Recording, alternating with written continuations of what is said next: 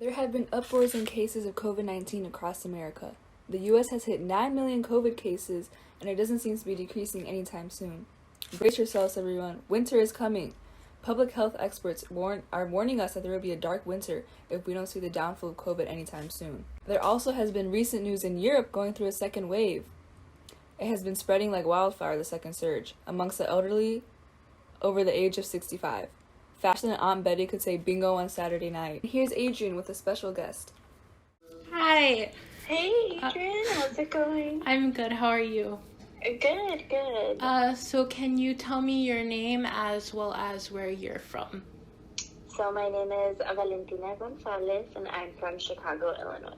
Okay, we can go ahead and get started with the first question. So what are your opinions on how the general public treats this pandemic? I would say that I wish they treated it more seriously. I feel like a lot of people are still kind of out and about despite rising rates and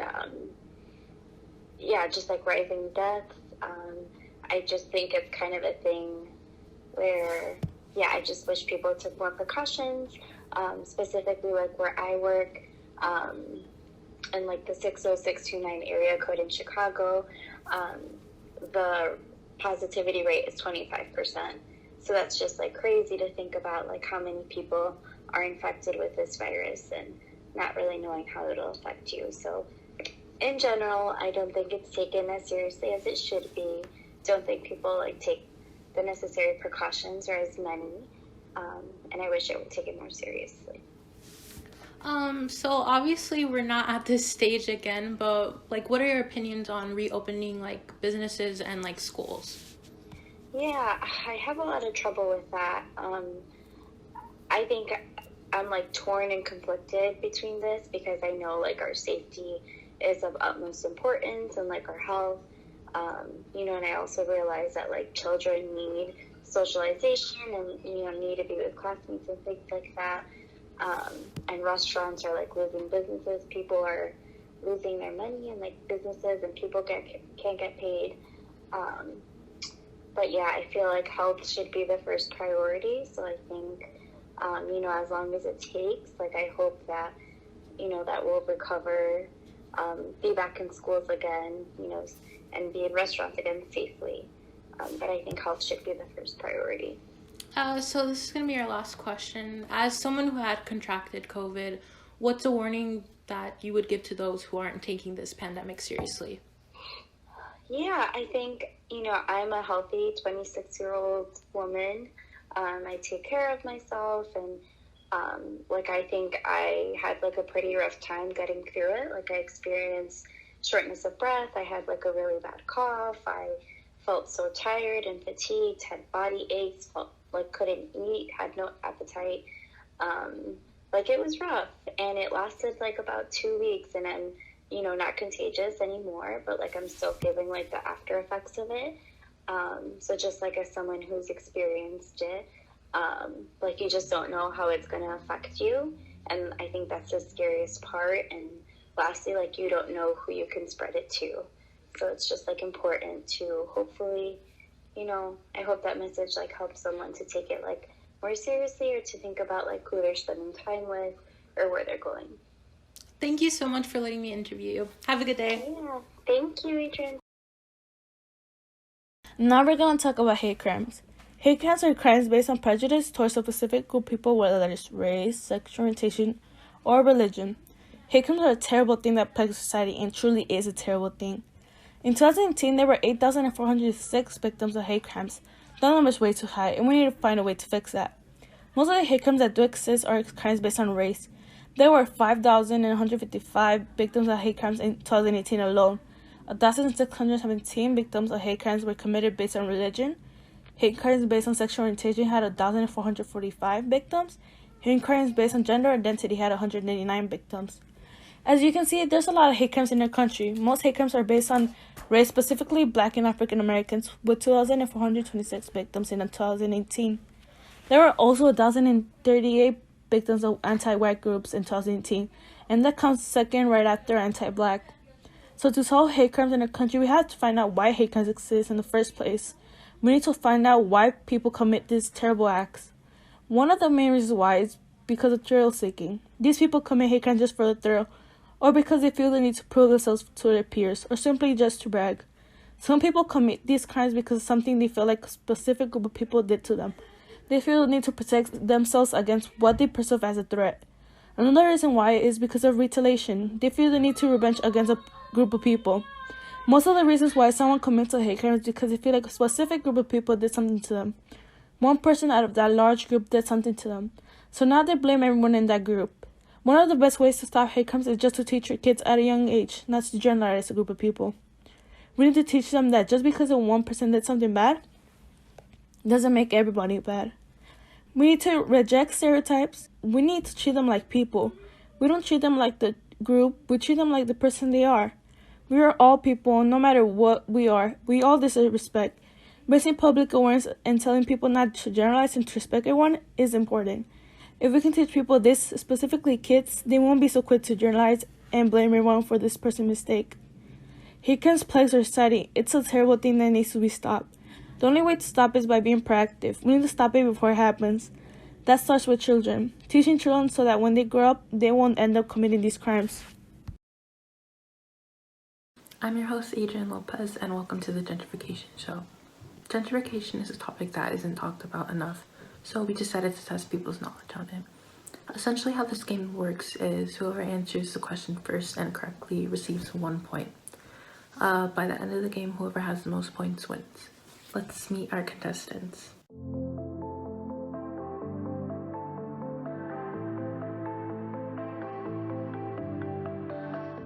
So the first question is, what is gentrification?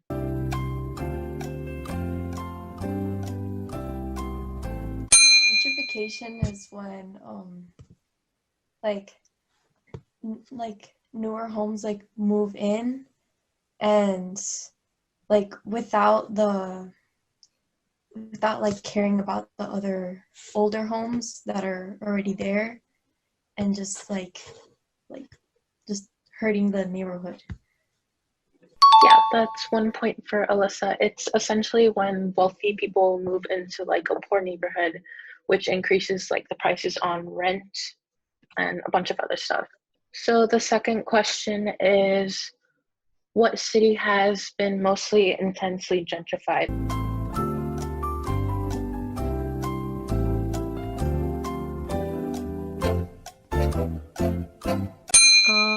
I want to say Chicago because there's a few neighborhoods here, like, that they started off like really like, poor and all, and now like, houses and property taxes are like really raised high, like Pilsen and um, what was the other one?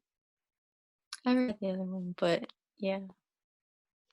You're actually incorrect. The correct answer was San Francisco, Oakland. Our next question is, let's see, what is a typical demographic shift in the gentrification process? Well, I guess it has to be like higher income, like less minorities and less families. Correct. Higher median incomes, fewer racial minorities, and fewer families. Point for Leslie. True or false, lower income residents move out of gentrifying neighborhoods at the same rate as non-gentrifying neighborhoods. True. Another point for Alyssa. And that's all. The winner is Alyssa with 2 points.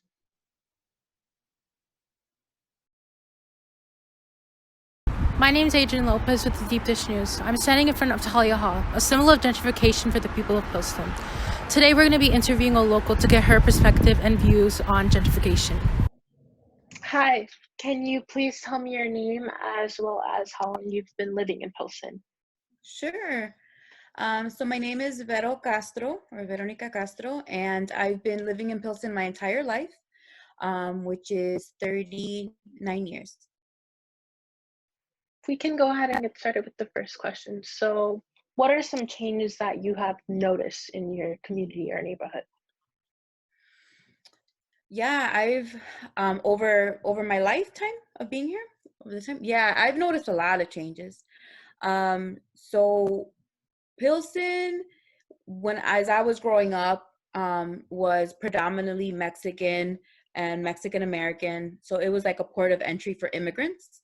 My own family on one side, my father's an immigrant and came here, and this is where he established himself, and he really just like landed here and stayed here. And then on my mom's side, I'm the third generation that's been in Pilsen, and so my grandfather was one of the first Mexicans to live in this neighborhood. And so growing up, it was mostly immigrants and Mexican folks, and then there were still a lot of folks that were still around that were from the wave of immigrants that were here before Mexicans, which was Eastern European people, right? And so what we've seen is like it stayed predominantly Mexican, and a port of entry, and it had like a lot of neighborhood stores, little corner stores. It had a lot of folks. It was very community focused. Everybody knew each other growing up, that kind of thing. And what I've seen is like in the last maybe 10 or 20 years has been a shift of the demographic in Pilsen. And so it went from being predominantly what I mentioned to now being much more diverse and a lot more Caucasian people coming in, non-Pilsen folks that, they haven't been living here the whole lives coming in, young people, young professionals coming in. And so different folks like that. So that's been one of the major changes. And so just like the demographic and the socioeconomic status of who's living here has also changed. And so growing up, seeing a lot of families, a lot of kids, and all of that, and now just seeing a lot of younger folks, a lot of just diverse groups of people. So yeah, that's one of the biggest changes. How have you been like personally affected by gentrification?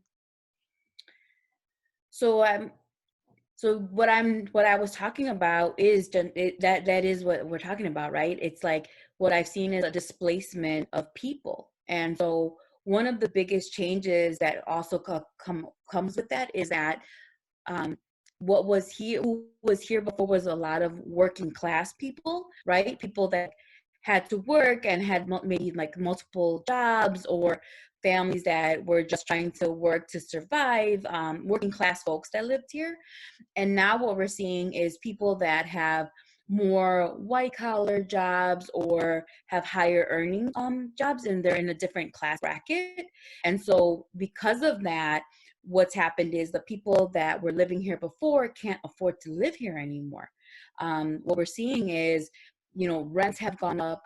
Those little neighborhood corner stores, for instance, that was where people used to go pick up their things, like they're no longer able to operate because people are going to bigger box stores, right? And bigger box stores and corporate stores are coming in because there are people that are willing to spend that money. And so a bit of the sense of community is gone. A lot of the people that were here as I was growing up and as my mom was growing up and when my grandfather were first here, they've left. A lot of folks, developers came in and started buying up homes. People got good money for their homes, but what that meant was they then ended up leaving, maybe to the suburbs or to other areas. And what we've seen is other people coming in, buying these homes for a lot more, rehabbing them, and driving the costs of just living here much higher. And so a different set of folks is living here, and we're seeing the loss of a lot of those families. And so where rent used to be $500, $600, and a family of like 4, 5, 6 could live in an apartment, now we're seeing rents being, minimum $1,500 a month. And it's like, a couple people living there or one person living there versus like whole families. And so the way I've been affected is my own family, right, has left. Where I grew up having my family all around me and just a couple blocks away, I've seen a lot of our own family and my own friends moving away, trying to find, better, more affordable housing, or find other areas where they have that sense of community, or just, have just left. So that's one of the ways that it's affected me. Do you think gentrification is being talked as much as it should be? I think yes and no. I think people are talking about it a lot more than they were before. And so the word gentrification, the acknowledgement that the neighborhood was changing and that people were being displaced from their homes, being displaced from our community, that's been an ongoing thing for a couple decades now. And so people are talking about it and noticing it. And they're talking about it a lot more now. The thing that I feel is being talked about enough is solutions to that, is figuring out how do we, diversify the neighborhood? How do we welcome new people? How do we embrace that and embrace the changes that come with it? One of the things that I saw growing up is there wasn't a lot of investment in our neighborhood. There weren't a lot of resources for the kids in our neighborhood, for instance. There weren't a whole lot of after school activities. It was, a lot of the blocks were dangerous places to be. And so families didn't feel as safe, right? There were a lot of, we were growing up, people would talk about Pilsen in a very negative way. And it wasn't the Pilsen that I experienced, right? The Pilsen I experienced was a loving family, a loving community, people knowing each other. But that's not the way that we were seen. And so what I have now seen is that because now it seems like it's the place to live, people think that coming here is cool, right? There's been a lot more investment made in this neighborhood so that you do have access to nicer things. And I just wish that investment had been made sooner so that the people that were displaced here could have actually enjoyed those things. And, having those resources may have actually been able to help get rid of or alleviate a lot of the more negative experiences that we were having here, right?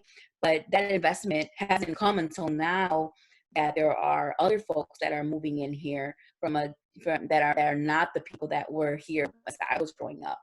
And so in terms of gentrification being spoken about, it's being spoken about, but in terms of retaining the community that had been here for so long, the community that created this whole environment that people think it's so awesome to be around, those folks aren't going to be able to be here much longer because they're either going to be pushed out, they can't afford it, or they just choose not to be here because their families are no longer here and their friends and their community is no longer here.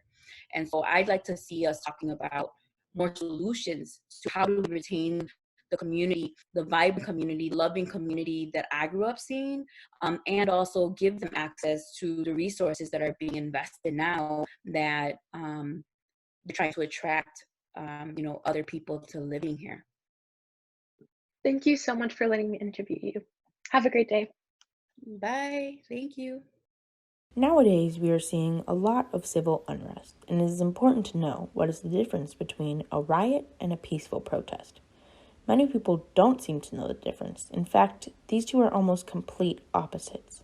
Protesting is a right. It is recognized in the Constitution, whereas rioting is a crime. A riot is a public disturbance involving disorderly and violent conduct.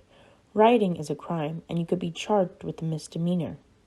Peaceful protesting is a public expression of objection without any violent conduct. Protesting is recognized in the Constitution. It is in the First Amendment. Congress shall make no law respecting an establishment of religion, or prohibiting the free exercise thereof, or abridging the freedom of speech, or of the press, or of the right of the people peaceably to assemble and petition the government for a redress of grievances. Protesting is a right in our country. Rioting, however, is different. Rioting is violent and disorderly, and it is a crime. These two are opposites. One is a right and one is a crime. It is important to recognize the difference between these two, otherwise people will start assuming a peaceful protest is a riot and might dismiss the issue they are protesting. This is true more than ever. It is important that protesting remains in the right of the people. If there is no protesting, then the government can do anything they want without the people objecting to it. Please welcome on stage DJ Hellsmoke!